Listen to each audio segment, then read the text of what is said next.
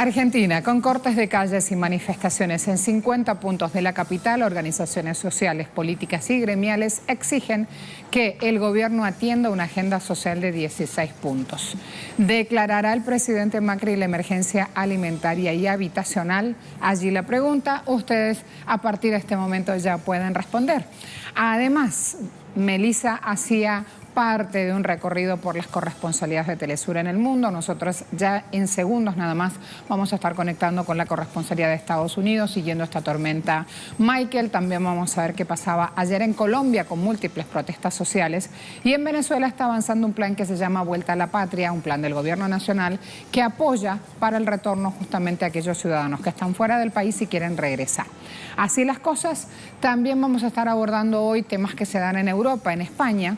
Fíjense las cosas, la propia infanta y la hija de Aznar podrían acceder al bono social eléctrico, pero no las familias sin niños que ganen 810 euros. ¿Cómo se entiende la nueva tarifa social? Allí el punto, o sea, si usted gana mucho dinero y tiene hijos, cuanto más hijos tiene el acceso a la tarifa. Si no tiene hijos, aunque gane eso que les mencioné, que es el mínimo, el piso, la base para percibir ingresos en España, tiene esa situación. Así las cosas, arrancamos, hay mucho para compartir hoy, hay material, ya les conté, en vivo, hay corresponsalías trabajando, hay un equipo que se mueve y aquí lo mostramos. En Argentina, la inestabilidad económica generada por el gobierno de Mauricio Macri con múltiples tarifazos e incontables despidos ha creado una sensación de incertidumbre a futuro.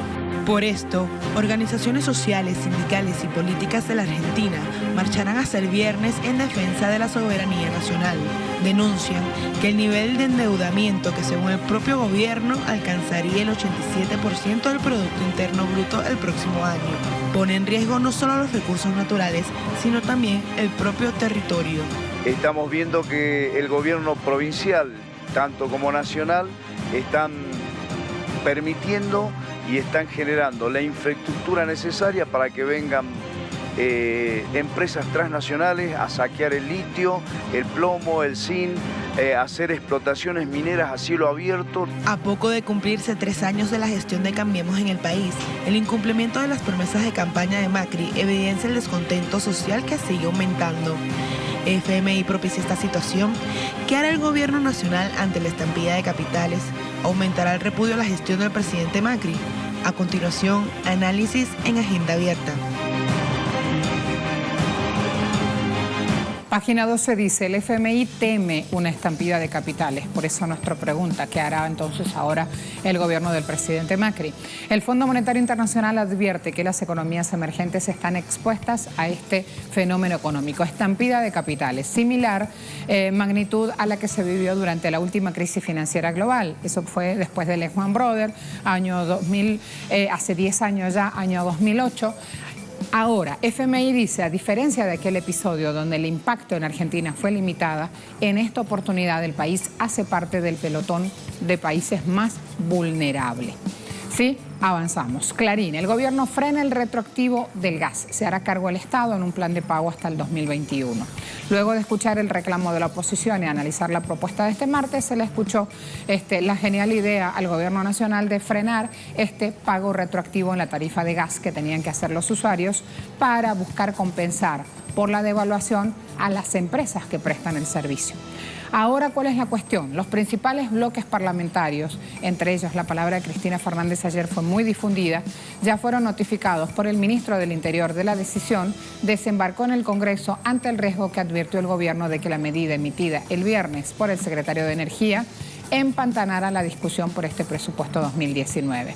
Un pasito para adelante, un pasito para atrás. Esa decisión que ha tomado el presidente Macri está siendo muy repudiada en la jornada de ayer y hoy en el país. En La Nación, aumento del gas. Las empresas productoras están abiertas a negociar con el Estado. En 5 días estalló un conflicto que tanto gobierno como productoras y distribuidoras de gas sabían que estaba acumulando desde por lo menos fin de mayo. Tal vez lo más conveniente hubiera sido blanquear el problema desde el principio y que se discuta en el Congreso quién debía pagar la variación del tipo de cambio, opinan en el sector energético.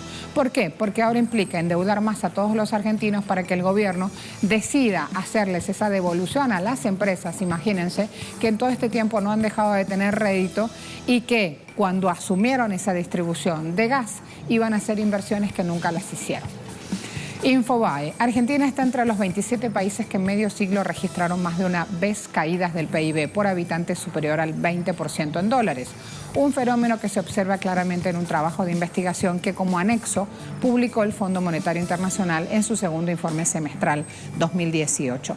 Este estudio hizo la comparativa 1960-2017, años en los que se registraron niveles máximos y niveles mínimos de ingreso por habitante, al tipo de cambio de poder de compra comparable entre los países. Más y más números, ya vamos a seguir ampliando esto.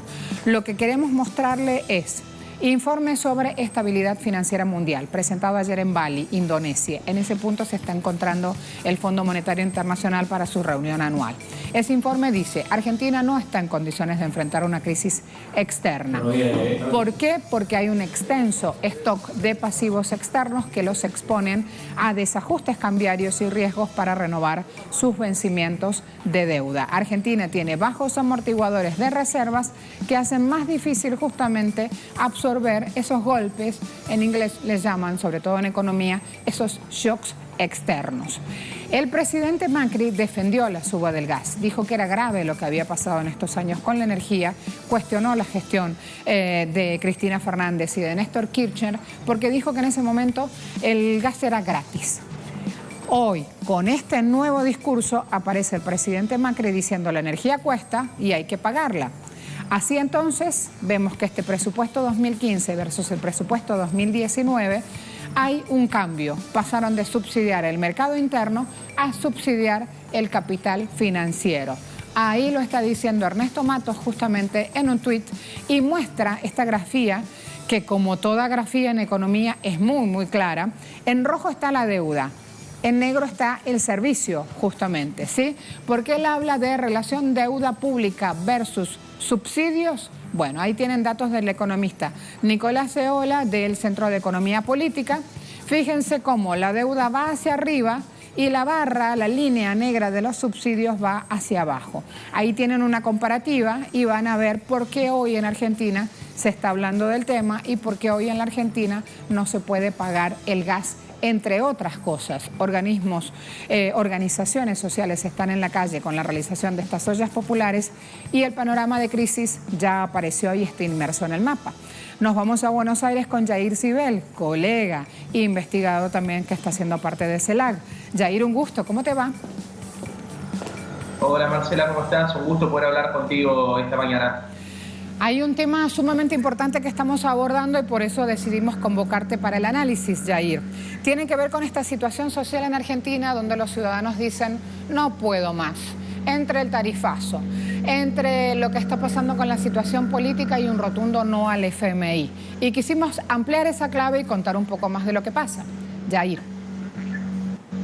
Sí, Marcela, te comento, la realidad es que la situación social se está poniendo bastante álgida y más de cara a que llega diciembre, que hay toda una memoria histórica en el pueblo argentino de lo que fue diciembre del 2001, una revuelta popular importante contra las medidas de ajuste. Tiene algunas rupturas y algunas continuidades con el escenario de ahora. Las continuidades claramente son la necesidad de pedir un crédito al FMI, el endeudamiento externo, algo que traías vos, que es el aumento de servicios, la dificultad de los sectores populares para pagar los servicios básicos, el agua, la luz, la electricidad, el gas, y al mismo tiempo hay un ataque muy fuerte sobre el trabajo, no solamente sobre la generación del empleo, sino sobre el valor real del salario. En lo que va del año, una devaluación de casi el 100%, lo que ha generado que los salarios de los argentinos se fueran desde $500, que era el equivalente al salario básico, a 250. Se perdió la mitad del poder de compra que tenía el salario, el sueldo argentino. Si a todo esto le sumamos un escenario recesivo en donde el propio gobierno en sus estimaciones más optimistas plantea 3 trimestres de recesión, el escenario que se ve es muy complejo. Sin ir más lejos, ayer hubo movilizaciones en la calle, anteayer nuevamente salieron los productores de yerba mate, que es un insumo muy popular acá en Argentina, salieron también los recicladores urbanos, salieron también los trabajadores de la economía social, hay una protesta muy grande de trabajadores de la comunicación, de periodistas que fueron expulsados de la agencia estatal Telam, que ya lleva más de 100 días, y la realidad es que todo esto genera un caldo de cultivo en un escenario muy sensible de cara a un mes que podría ser bastante polémico por la falta de poder de consumo de los trabajadores argentinos. Se viene un mes clave, Jair, que es diciembre, y se viene un nuevo concepto desde la dialéctica, que ayer también lo veía en redes y quiero preguntarte un poco más, para ir entendiendo claves. Hablan ahora de fatiga social. ¿Qué quieren decir con esto? Y la realidad es que hay un fastidio muy grande en la sociedad. Vos traías el caso de la CETEP. Las 500 ollas populares las hace una de las organizaciones que nuclea a los trabajadores de la economía popular. ¿Qué es esto? Trabajadores que no tienen una relación de dependencia formal con un empleador, vendedores ambulantes, recicladores urbanos, artesanos, trabajadores cuentapropistas, y es uno de los sectores más golpeados. Pero a su vez también hay un cierto fastidio social que ha tenido que ver con una falta de escucha del gobierno. Este gobierno se proponía como el gobierno del diálogo, pero realmente ha tenido medidas unilaterales que lo que han hecho es principalmente bajar lo que ellos le llaman la limitación argentina, que en verdad es el alto valor de los salarios de los trabajadores argentinos. Este clima lo que genera es una gran desazón al interior no solamente de la oposición política que ha venido marcando este tipo de medidas neoliberales de ajuste, sino incluso al interior de la coalición gobernante del macrismo. La última semana se han generado bastantes discusiones internas en torno a la posibilidad de volver a gravar la exportación de soja. Un gobernador que es Gerardo Morales, un aliado del riñón de Macri, lo propuso. Es el mismo gobernador que impulsa la prisión a Milagro Sala, y esto muestra y deja expuesto las internas que conviven al interior del gobierno sobre cómo afrontar esta crisis. Lo que pareciese una discusión de despachos y pasillos tiene su correlato en un descontento social y en algo que crece realmente en la sociedad y no se veía hace mucho, que es el hambre. Los altos niveles de hambre en los sectores más vulnerables, en los sectores más populares, que tienen un reflejo en el crecimiento de los comedores populares, los merenderos y las ollas populares. Ahí hay otro capítulo que también no se entiende, Jair, cuando lo decimos y no contamos un poco más de qué se trata, como por ejemplo los flanazos, como por ejemplo el mercado de trueques en todo el conurbano bonaerense, que en el 2001 a más de uno nos permitió sobrevivir. También veía el fin de semana, por ejemplo, que habían puesto bolsones populares de verdura a 10 pesos y una marea humana literalmente se echó encima de estos bolsones y habla justamente de lo que se necesita en el día a día y no se tiene y cómo se sale a conseguirlo.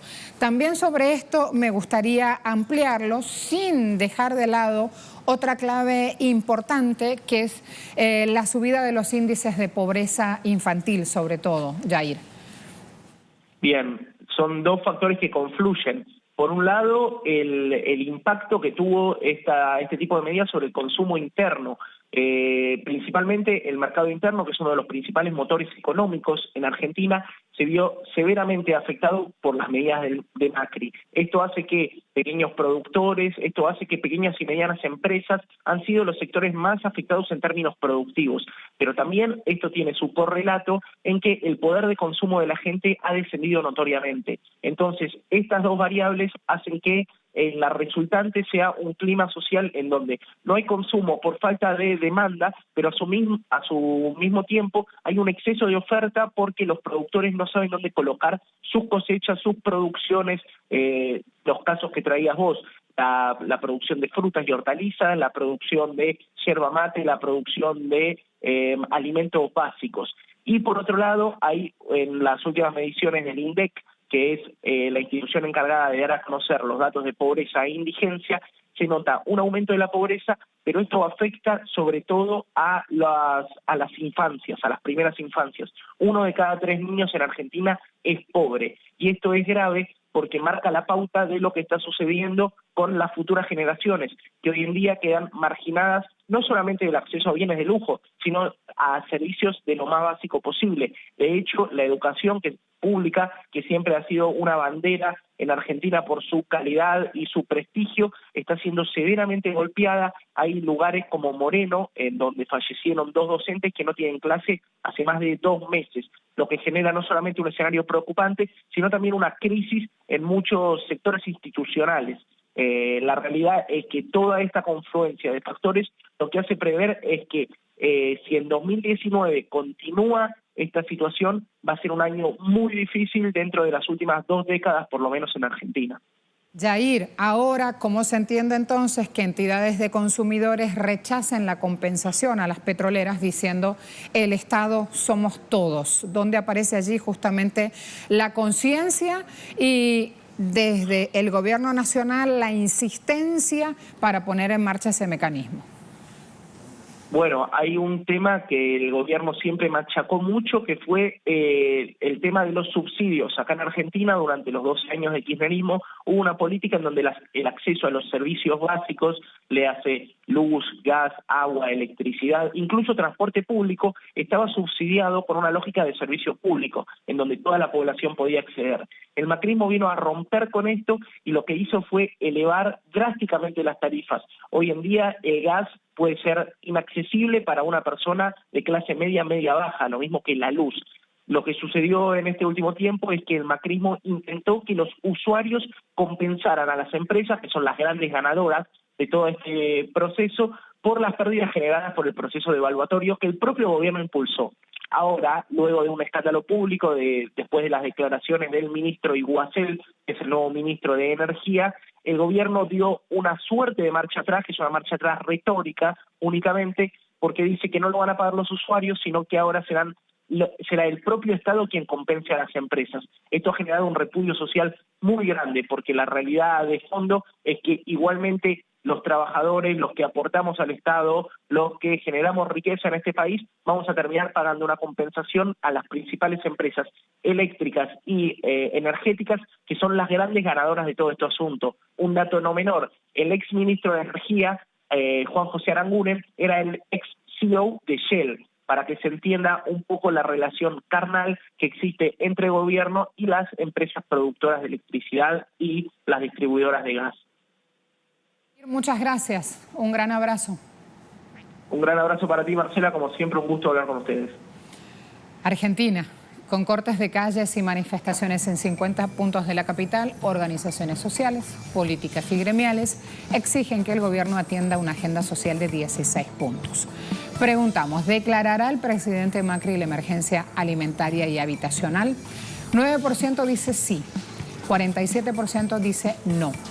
44% dice pueblo resiste. Miren cómo están planteadas allí en esos porcentajes arriba del 40% esas dos opciones.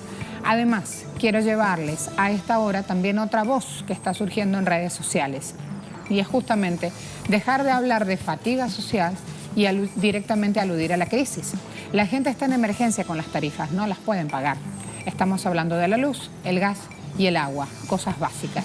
Allí la palabra de Cristina Fernández y allí también la cantidad de repercusiones que este punto genera en los usuarios, que finalmente son los que están diciendo hasta aquí llegamos, no tenemos más cómo avanzar.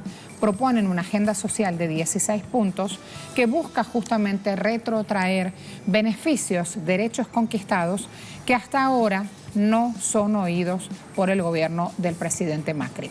Hablamos que 10, 11 y 12 de octubre en el propio Obelisco se están haciendo estas ollas populares exigiendo una agenda social. Vamos a seguir adelante con este tema, justamente visibilizando lo que ocurre y abordando también estos 16 puntos. Se viene una pausa. Tengo prensa escrita, hay corresponsales esperándonos, hay material para compartir a esta hora. Tiene que ver con nuestra visión desde el sur sobre esos temas que nos aquejan. Aquí lo espero.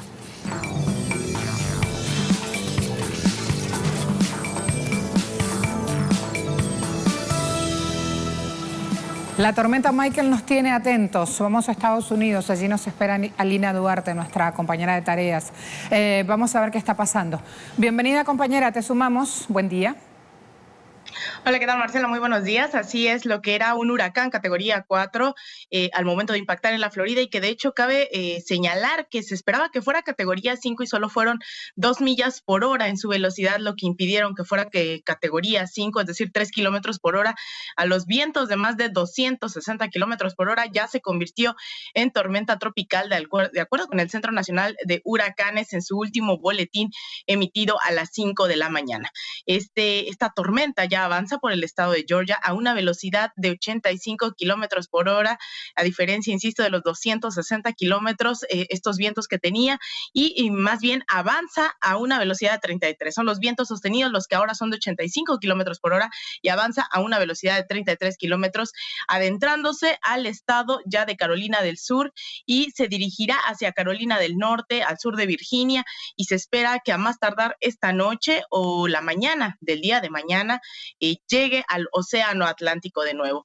Pero no solo es el tema del huracán, sino también la controversia que ha generado las acciones del presidente Donald Trump, quien también en el año 2012 había criticado bastante duro al presidente Obama por estar llevando a cabo actos de campaña en vez de atender la emergencia que en ese año, en el 2012, se presentaba con el huracán Cindy en la costa este también de Estados Unidos, en Nueva York. Y a pesar de esas críticas en el 2012, la noche de ayer el mandatario fue a un evento en Pensilvania, en donde, a pesar de que los estados del sur, sobre todo Florida, en esta región conocida como Panhandle, estaba siendo fuertemente golpeada, ya se registraba un muerto para ese momento, él acudió a este evento. Después fue cuestionado en una entrevista ya entrada la noche, y se le preguntó eso, porque si él había criticado en su momento a Barack Obama, él hizo lo mismo. Lo que él dijo es, no iba yo a dejar que la gente hubiese esperado por horas afuera del evento. Él insistía en que había miles de personas, no solo adentro, sino afuera esperando, y que hubiese sido muy fuerte dejarlos esperar, razón por la cual decidió acudir, y dijo que se mantuvo en total y completa comunicación tanto con gobernadores como miembros de instituciones de rescate. Él estuvo, dice, al pendiente durante todo momento. Entonces, bueno, nosotros estaremos informando sobre qué destino tendrá, y sobre todo recordemos que también las víctimas fatales informan, sobre todo después de haber transcurrido, porque todavía la comunicación impide a certeza plena saber si hay más de un fallecido hasta el momento a causa de la ahora tormenta tropical Michael. Marcela. Gracias, Alina. Ahí es cuando entendemos que nada era ni tan blanco ni tan negro, que los grises existían, ¿no? Gracias. Hasta luego. Vamos a continuar también con otro hecho: masivas movilizaciones en las principales ciudades colombianas, rechazando justamente el aterrizaje social de la gestión del presidente Iván Duque.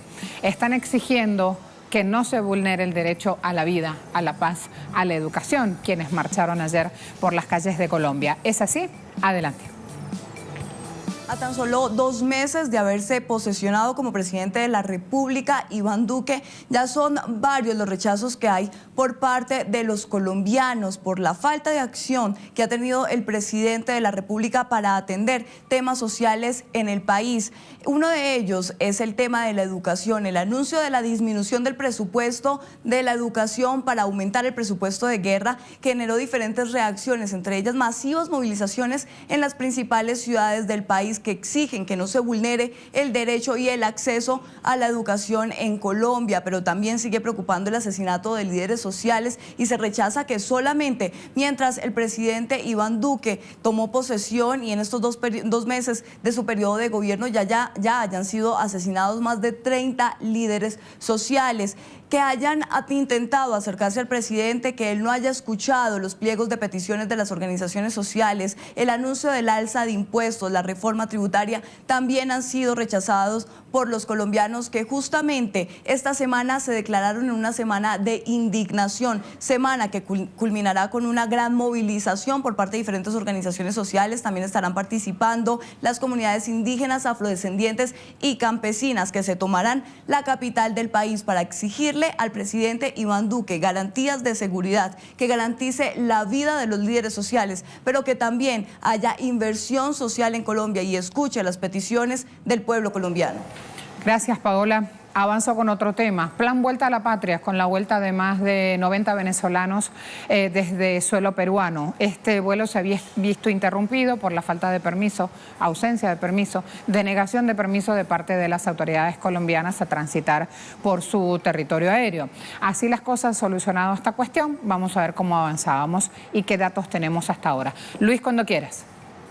En Venezuela el plan Vuelta a la Patria avanza y es que ya más de 7.800 venezolanos han sido incluidos en esta idea que busca recuperar los derechos humanos y la soberanía de los venezolanos que han denunciado la xenofobia y la manipulación mediática que han sufrido en otras latitudes. 8 países han sido integrados en este plan que seguirá activo durante los próximos días para seguir repatriando a más venezolanos. Ayer arribaba a Venezuela un quinto vuelo desde Perú con 94 connacionales que se suman a este plan Vuelta a la Patria.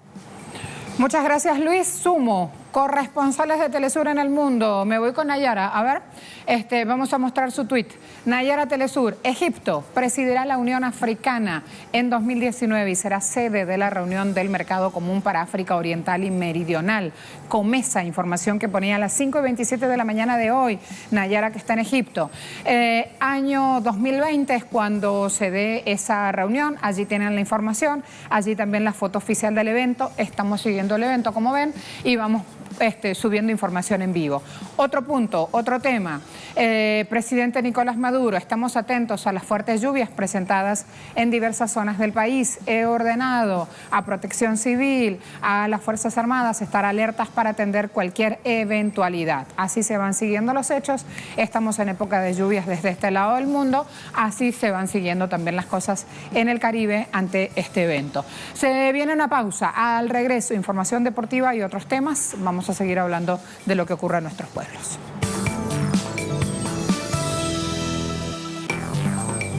Que se vengan los buenos y entra Yuki. ¿Cómo anda todo? Hola, ¿cómo estás, Marcela? Muy bien, bienvenido, mi amor. Gracias, gracias. ¿Qué trae que te veía ahí cargado con las alforjas? Ajá. Veníamos a hablar de los Juegos Olímpicos de la Juventud, todavía dándole alegrías a Latinoamérica, en este caso a la nación anfitriona Argentina, que consiguió su primer metal dorado de la mano de una mujer, Marcela. Sí, la vi llorando, muy conmovedor, sí, muy bonito. Muy conmovedor lo que le pasó y lo dedicaba a su abuela también. Ah, ok. Esa fue medalla de plata en la natación, pero también en las aguas, justamente el oro lo consiguieron en remo, en remo femenino. Entonces no la vi esa, vi pero la esa medalla fue de muy plata. Conmovedora, muy conmovedora, muy bonito porque bien se bonito. Dibujó el corazón, la abuela que había fallecido una semana atrás y se lo dedicó esa victoria justamente a la abuela. Arranque nomás, ya sumamos, dale. Vamos a hablar de ello precisamente y lo decíamos, Argentina logró imponerse en remo y conquistó así su primera medalla de oro en los Juegos Olímpicos de la Juventud Buenos Aires 2018. El país anfitrión consiguió así su primera gloria dorada en el remo por intermedio de María Sol Ordaz, quien se impuso en los 500 metros del sencillo School con un tiempo de 1 minuto 43 segundos y 81 centésimas. La argentina Ordaz venció en la prueba final a la sueca Elin Lindroth y a la estonia Greta Jansson, quienes fueron segunda y tercera respectivamente en esta competencia, para entonces así Argentina entrar también en el medallero dorado. Y vamos a hablar de otros temas, y es que la selección de Brasil propinó la primera derrota a su similar de Holanda en el Mundial Femenino de Voleibol en un muy disputado partido con marcador de 3-2 y espera conseguir la clasificación para la tercera fase en el partido de este jueves ante Japón. Eso va a ser más tarde el día de hoy. Tandara Caixeta con 28 puntos fue la máxima anotadora de las brasileñas, con Gabriela Braga y Fernanda Rodríguez ambas con 13 unidades, mientras que la máxima anotadora holandesa sería Lonet Slodge con 25 unidades. El bloqueo de las americanas y los problemas de la recepción de las europeas fue una de las claves de un partido que fue dominado de forma alternativa por ambas selecciones. Por otro lado, la República Dominicana venció 3-0 a México en un partido en el que ninguno de los dos equipos ya tenían aspiraciones de clasificación, por lo que no se emplearon tanto a fondo. Con Brayelin Martínez y Betania de la Cruz anotando 12 puntos cada una y la mexicana Andrea Rangel liderando a México con 14 puntos, serían las mejores y el partido estuvo siempre bajo el control de las dominicanas. Mientras, Alemania logró ganar sin mayores problemas a Puerto Rico 3-1. Y en notas del fútbol les contamos que la Confederación Sudamericana de este deporte y la Federación Española de Fútbol firmaron un acuerdo de cooperación. Ambas entidades van a trabajar en conjunto para buscar perfeccionar el desarrollo del fútbol en categorías menores y en la formación y capacitación de nuevos entrenadores. Se espera que para finales de noviembre se realice otra reunión similar en Paraguay, país sede de la Conmebol, donde se concretarían más detalles en torno a este pacto. La Federación Española también anunció un convenio de colaboración con la Federación de Honduras, donde también buscarán trabajar en el crecimiento del fútbol femenino, entre otros temas. Recordemos también que el fútbol español también está ligado a federaciones suramericanas como la Liga Ecuatoriana de Fútbol, en este caso la Liga Española y la Liga de Ecuador, de la mano también trabajando juntos. Seguimos hablando de fútbol internacional, tiene que ver con la selección Colombia que está preparándose en los últimos días previo a estos duelos amistosos frente a Estados Unidos en Tampa el 11 de octubre y Costa Rica en New Jersey el 16 del mismo mes. Tampa va a ser el día de hoy. Una de las tareas para el nuevo entrenador de la tricolor, Arturo Reyes, y su cuerpo técnico va a ser fortalecer la defensa del cuadro tricolor, cuyos jugadores llegan en su mayoría sin ritmo de competencia en sus respectivos clubes, como son los casos de Santiago Arias en el Atlético de Madrid, Jason Murillo también en España, en el Valencia, Davison Sánchez, quien solo ha jugado 5 de las 8 fechas disputadas en la Premier League inglesa con el Tottenham, y a pesar de ello el conjunto cafetero sí cuenta con la presencia de Radamel Falcao, que continúa con el dulce en el gol además, y un James Rodríguez que a pesar de no haber jugado todos los partidos con el Bayern Múnich, aún continúa en forma y siempre es un factor importante en la selección. Asimismo van a tener a Juan Fernando Quinteros, quien vive un gran momento con el River Plate de Argentina. Venimos diciendo y repitiendo que ya para Colombia se acabaron los partidos amistosos. Nos hemos vuelto una selección muy competitiva, una selección ganadora, aunque a pesar de por ahí no se han ganado títulos como todo el mundo quiere o como nosotros los futbolistas queremos de acá adentro, pero siempre trabajamos con la mentalidad de mejorar, de mantenernos lo más alto posible, y ahora un partido importante contra una gran selección como lo de los Estados Unidos, de que no nos va a regalar nada y que va a ser un bonito partido. Y entre tanto, la selección argentina dirigida por Lionel Scaloni entrenó en las instalaciones del Al Hilal Fútbol Club como preparación para su amistoso de este jueves ante Irak. El único ausente en este caso dentro del plantel albiceleste fue el guardameta Guido Herrera, quien se estará incorporando ya en las próximas horas al plantel en lugar de Franco Armani, el otro portero, el de River Plate. Scaloni realizó algunos ensayos tácticos en los que alineó 2 equipos, aunque aún no ha definido cuál va a ser el conjunto, por supuesto, titular para el partido. Una sorpresa lo que tiene. Recordemos que en su gira por Estados Unidos, Argentina también estará enfrentando a Brasil, nada más y nada menos, el próximo martes 16 de octubre. Bien, este es nuestro repaso deportivo, por supuesto aquí en la Agenda Abierta. Marcela, vamos a tener más detalles a las 8 de la mañana completamente en vivo en la emisión de Deportes Telesur. A ver, ¿qué me traes por aquí? Mi amor, estaba muy concentrada aquí con esto. Tranquila. La pelota sube el telón. Excelente. ¿Sí? ¿Quién viene, gordito? Ajá. Vamos. Mañana comienza una nueva temporada en el béisbol nacional. Playball. Ajá, en el béisbol. Sí, no, pero el grito del Playball se escucha. Ajá, va, interrogante. Quiero que me digas sí, no, dale. ¿Podrá repetir Caribes de Anzoátegui el título logrado en la Zafra 2017-2018? No. Ok. ¿Habrá un nuevo campeón? Sí.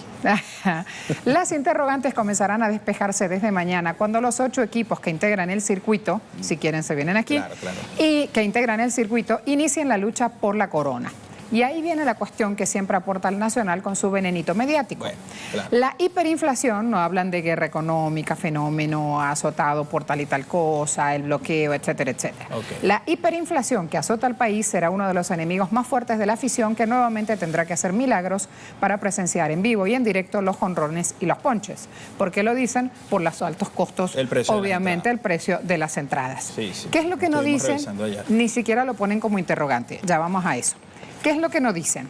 Que PDVSA y Bandes serán los principales patrocinantes de la pelota profesional. Sí. ¿Qué implica esto? ¿Quién toma la decisión? ¿Quién asume entonces este patrocinio? Claro, PDVSA, la petrolera estatal, y Bandes, que justamente es una organización que también hace parte, una organización bancaria que también hace parte de la estructura gubernamental, un banco público. Exacto. Entonces, Esa parte no le dicen, acá sí, en Correo del Orinoco, están citando las voces de la organización de esta serie, la del Ministerio de Juventud y Deporte, claro, reconociendo el apoyo importante que les da el Gobierno Nacional a través de las empresas que facilitan recursos para poder montar la temporada. Claro, que así, no es nada fácil, ¿eh? Ajá.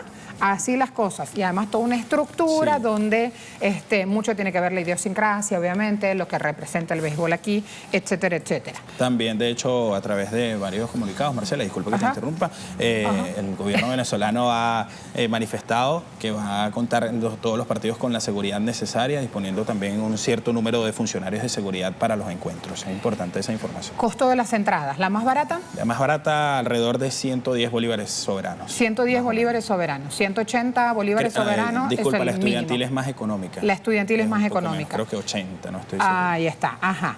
¿Y la más cara? 1.200, pero obviamente son las entradas ya con privilegios, VIP, estas entradas que estás al lado del jugador. Sí, claro, claro. Obviamente van a ser más costosas por este tipo de... 1.200 con todas estas cuestiones, 1.800 dijimos el salario, para que usted saque sus propias conclusiones, el salario mínimo en este país. Exacto. ¿Sí? Hemos avanzado con temas deportivos, a las 8 te espero, te veo un poco más. No, acá me quedó algo pendiente, me olvidé, creo que no lo mencionaste, oro para Venezuela también. Oro, ajá, a ver, sí. Carlos Páez. Se me escapó. Sí, judo. No, a las 8 nos amplias. A las 8 lo tenemos entonces. Conjunto mixto criollo, llamado Beijing, que ambiciosos. Okay. Sí, hay que destacar algo en esta cita olímpica y es que hay competencias que son mixtas, que son representan entre varios países, forman un equipo y son un equipo mixto. En este caso, algunos representan a América, por lo menos anteayer, hubo un oro de México en ecuestre en este caso, pero era un equipo mixto, representado allí también mujeres, hombres de México, Estados Unidos, Honduras, Panamá, era un equipo mixto y entre esos ganó oro allí también una mexicana. Me gusta. Aquí hablan también de todo lo que implica ser un atleta de alto rendimiento, contando la experiencia, el entrenamiento que hicieron en Túnez, este equipo que logra la dorada, buscando justamente afinar lo que se traduce en logro, ¿no? Pero para todo eso también hay que tener disposición de hacer frente a toda esa inversión social. Es así, Marcela. Generación de oro, a las 8. A las 8 un de la poquito mañana más de en vivo, todo esto. Completo lo tenemos. Dale, te estoy viendo. Pausa rápida, ya seguimos. Gracias, Miyuki. Vale.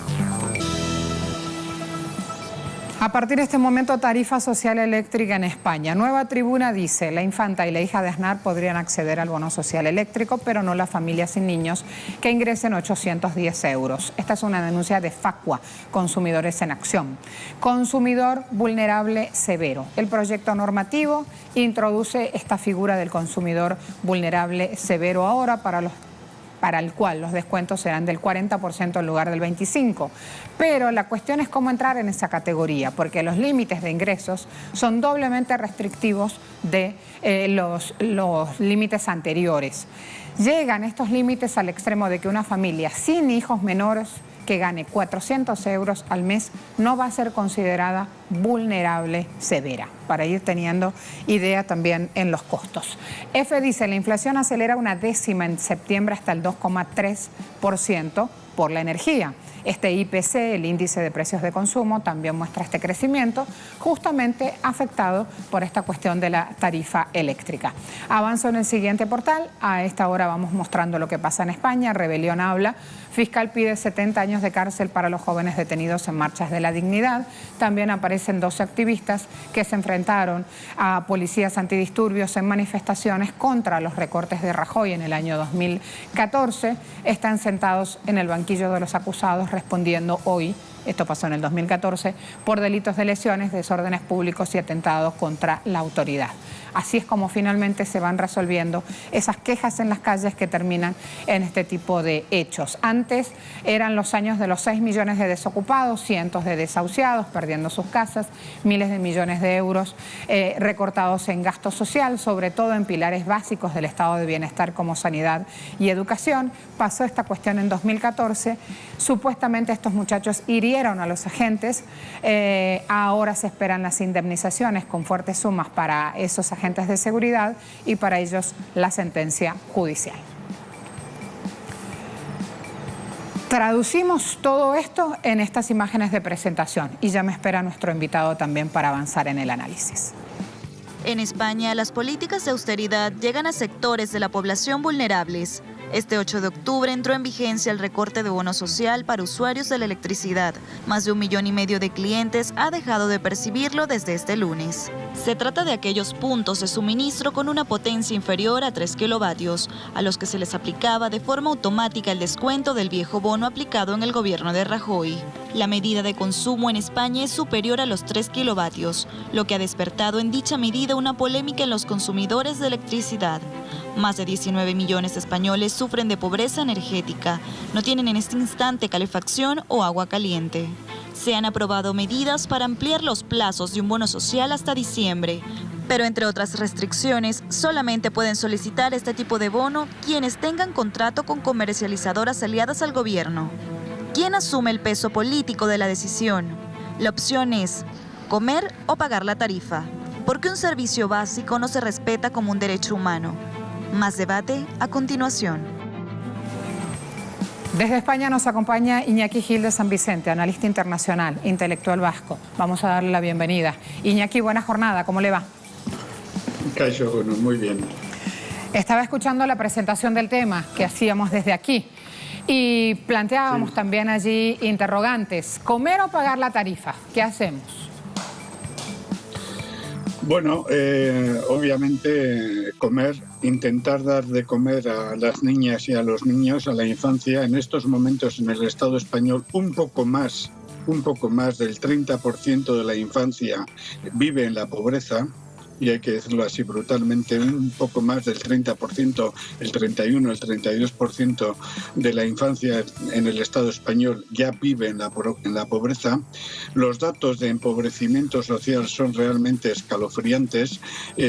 Por poner simplemente un dato, estamos hablando del costo de la energía eléctrica, pero en la última década, solamente en los 10 últimos años, los costos, por ejemplo, del agua, que es una necesidad vital, es más que un derecho democrático. Por ejemplo, el agua, la recogida de basuras, la luz, el gas, etcétera, esos costos básicos para que un domicilio, para que una casa tenga un mínimo de higiene, porque no se pueden dejar las basuras en la calle o en el interior de las casas, etcétera, para que tenga un mínimo de higiene, esos costos se han disparado un 27%, mientras que el salario básico, el salario medio en el Estado español ha retrocedido un 8%. Eso en los últimos 10 años. O sea, sumando ese retroceso del salario con ese 29%, vemos que esos costos, ese 27%, vemos que esos costos se han disparado un 35%, un tercio más. Ese es un dato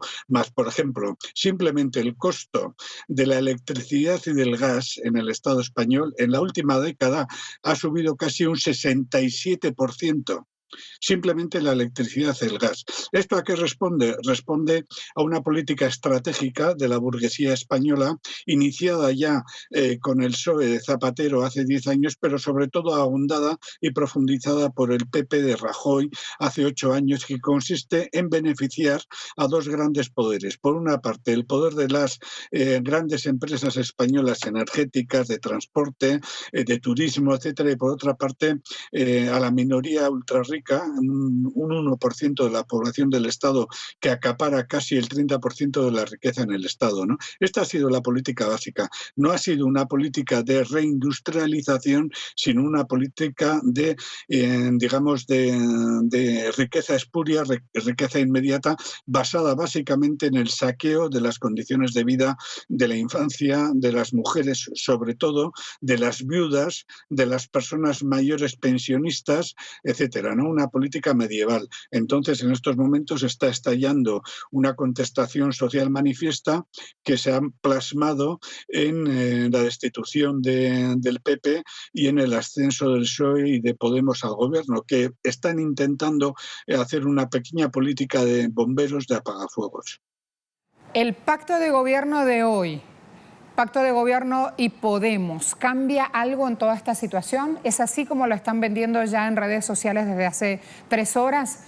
¿Habrá cambios justamente en esa política, en esas asignaciones, en esos planes sociales que tiene el gobierno en marcha?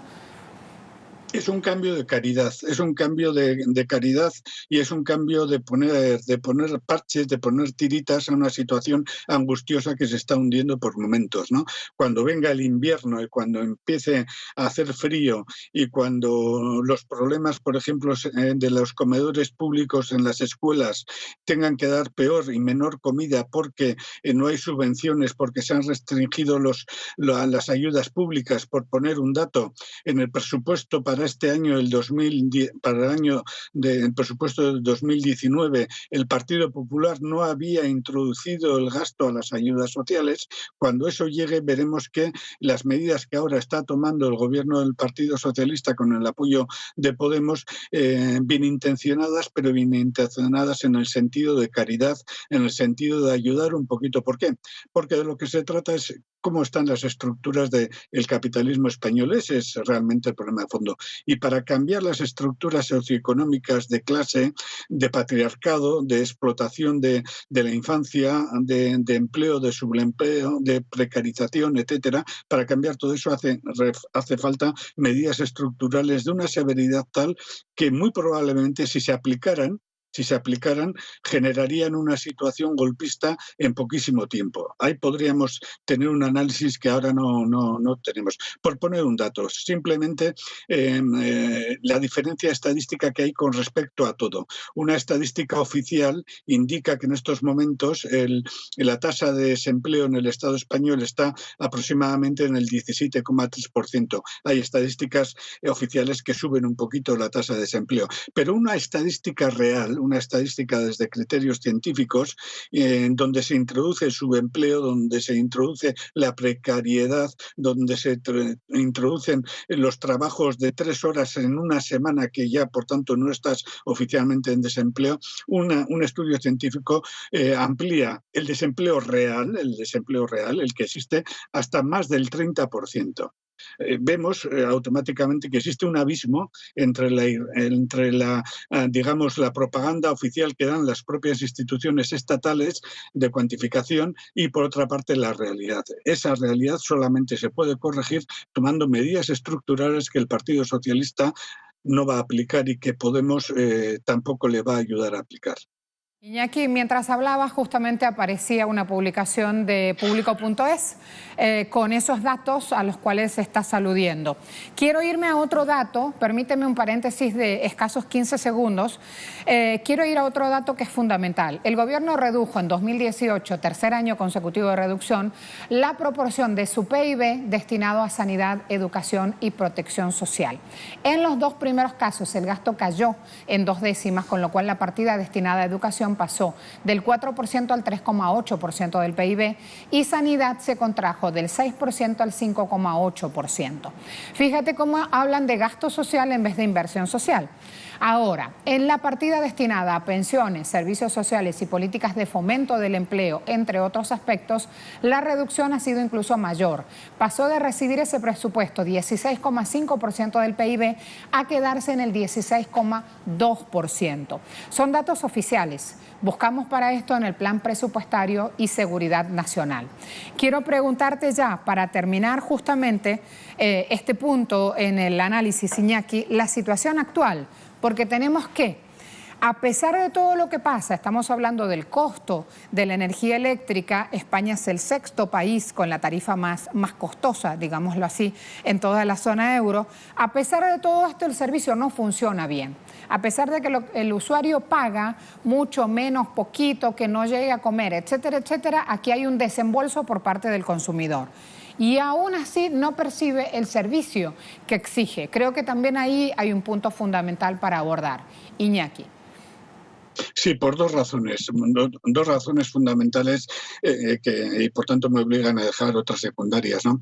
2 razones fundamentales. Una de ellas es la política deliberada por parte del gobierno español y por parte de las instituciones, los ministerios, incluso de las instituciones que supuestamente debieran defender los derechos concretos de las personas, incluso la judicatura, la política deliberada de ocultar todo eso y de no proceder a una aplicar la ley castigando a las empresas que dirigen esos servicios. Esto es un dato que es espeluznante y que no podemos extendernos. La impunidad de las empresas que atienden los servicios sociales, los servicios públicos es absoluta. Podríamos poner datos aquí mismo en el País Vasco, en Euskal Herria, sobre la calidad de la alimentación que se da en hospitales y que se da en escuelas públicas, alimentación llevada por empresas privadas pero pagadas por el erario público. Este es un problema tremendo, pero también hay otro factor,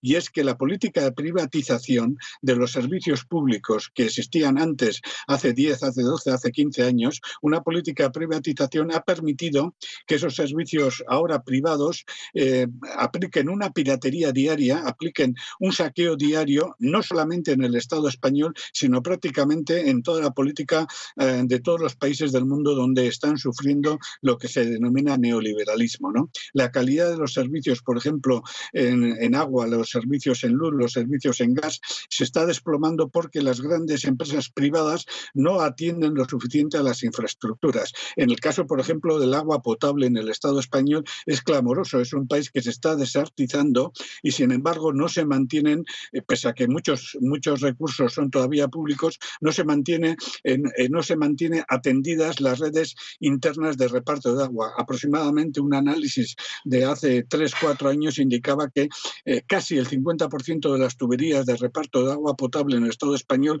estaban en un nivel prácticamente de abandono, ¿no? Podríamos poner 100.000 ejemplos y extender esto, y creo que concluyo con esto, que también tenemos que hacerlo, a que no se trata solamente de una política que están sufriendo los pueblos en el Estado español y las clases trabajadoras en el Estado español, sino es una política generalizada de todo el capitalismo actual. Lo que ha hecho el llamado neoliberalismo es deteriorar deliberadamente las infraestructuras básicas, por ejemplo, el puente que se ha caído recientemente en Génova, y podríamos poner muchísimos más casos de esos, ¿no? Realmente nos enfrentamos a una política deliberada del capital financiero transnacional de descargar sobre las clases trabajadoras los costos de una crisis que él provocó y de la que no está consiguiendo salir.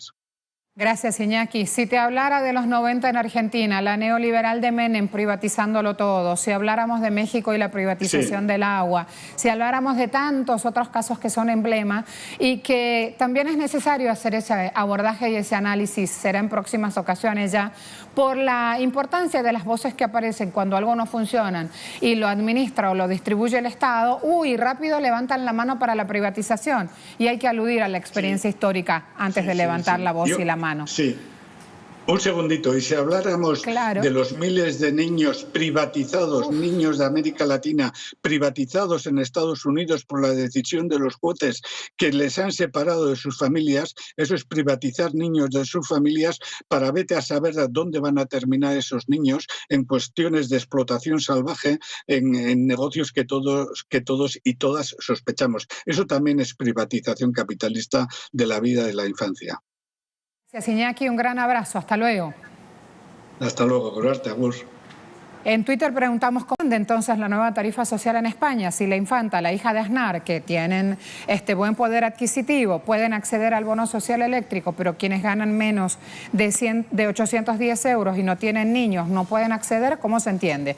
9% dicen no se entienden, 36% dicen los ricos nunca pierden y 55% hablan de desigualdad cínica, así de clarito.